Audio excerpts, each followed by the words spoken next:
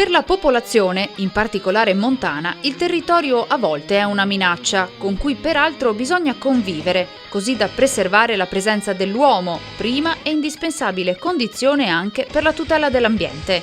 Proprio per questo la Regione del Veneto sta investendo ingenti risorse in termini di sicurezza e per aumentare la resilienza territoriale.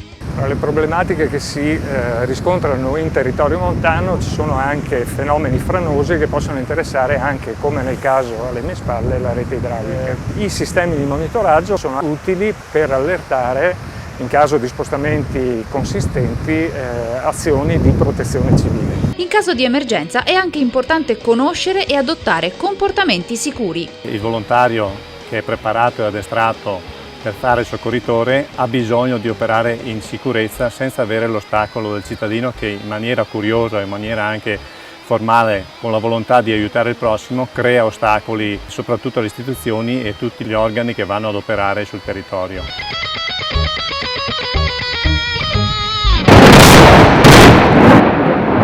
Regione Veneto, sicurezza sempre al primo posto.